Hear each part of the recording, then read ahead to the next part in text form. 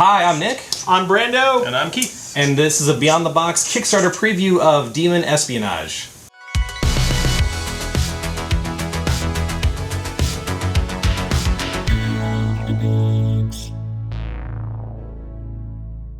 So Demon Espionage is designed in Australia and produced out of Singapore. So thanks to these guys for sending us this awesome game that we're going to preview for you. 5tails, great job on thank you so much. Prototype.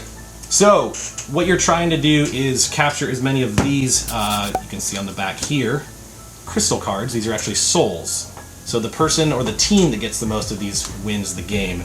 And these are the two teams that you'll be playing as. So you have the Shadow guys and the Rebels there. So what you do to start the game is you take these faction cards and shuffle them up really good, and then hand them out to everybody playing.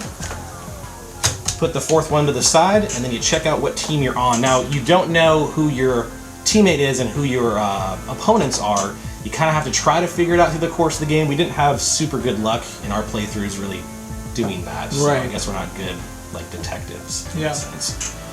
So then you pass out 5 of these action cards, and I'll actually show you some of the artwork on them because they're pretty fun artwork. So these are the characters here that you're using to fight with. That's their damage total. There's a fun little rock, paper, scissor element that you can see on that marker right there. And then these ones are like your action cards that you can do to kind of change the game up a little bit, add damage to your characters, reverse the rules, fun stuff like that. So 1, 2, 3, 4, 5. 1, 2, 3, 4, 5. 1, 2, 3, 4, 5. And then we have these cards here, which represent your health points. So as you take damage, you'll use your character card to cover up how much hits you're taking. And the objective is, if you are on one team, to knock out the other faction completely, and that's how you end the game. You total up who has the most crystals, and then that faction wins. So how the game is played is, you'll have a first player. They will choose who they want to duel with by announcing such. So I will say, Keith, we are going to go into a duel. And you want to take your cards and pick one of the characters that you want to use to fight. So I'm going to pick this one here. And then Keith has his option to select the one that he's playing with. Now, the fun part about the game is the red-backed cards that I showed earlier have things that kind of alter the game rules. And it defaults to the person that you are choosing to duel with. So Keith has an option to play one of the limited action cards. I'm going to play this one. Face up. Okay, so what Keith plays is a rock, paper, scissor card. So instead of doing based off of damage, you actually base it off of the rock, paper, scissor element. All right, and then it goes back to me. If I want to play one of my cards here to kind of change the game up, I'm going to go with what we just got on the board. I feel confident in my rock, paper, scissor. So once both players are ready, you flip them over. So you can see here that I have the little hand symbol, which is paper, and Keith has the scissors, little finger cutter, so good job, Keith. I gotta take this little victory card. Yep. Which I gotta keep secret, so I'm gonna find out. Put that face down. And then I'm gonna draw up to 5. Yep, so we draw back, and then turn goes to you, fine sir. All and right. Actually, since I lost, I have to cover up one of my hit points. Yes. So now I'm down to 4. Alright, Mr. Keith, I would like to battle with you, fine sir. You wanna dance? Yep, right here. Little boy. Right here, I got your name on it. Alright, ready? You wanna play any red cards? Because I do not. No, I don't. Show him. 7, 4. Good job, Brandon. Boop, boop. Way So to go. I get to draw one of these guys. Yes, sir. Right. And then draw back up to 5. So it's my turn, and I'm gonna battle Nick right here. Hi. Alright. Wow, 3. with authority. With authority. With authority.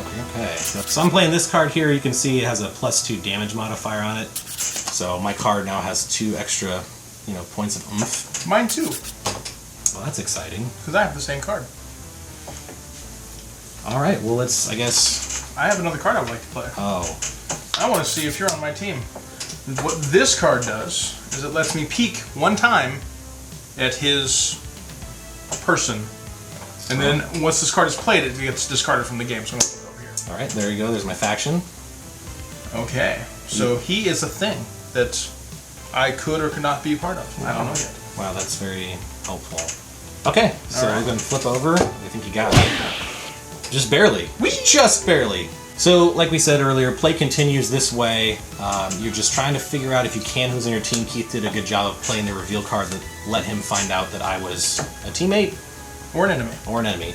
But play continues until one faction is completely eliminated off. So in a 3 or 5 player game, the team with less guys on the faction actually draw 2 of these little soul cards at the end to kind of balance out that you're going to be down a teammate. Like a handicap? Yeah, just kind of hopefully help you out on that one. And then the faction that has the most amount of souls wins the game and is champion of the underworld.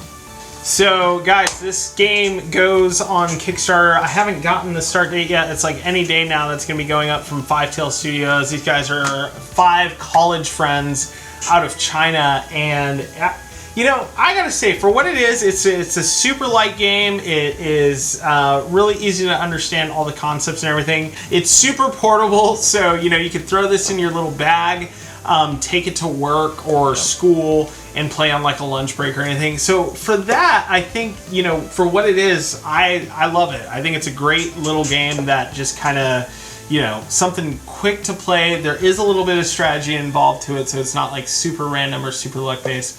I actually really dig this game. I like the artwork too. You can see some of the cards. Yeah. They're kind of silly.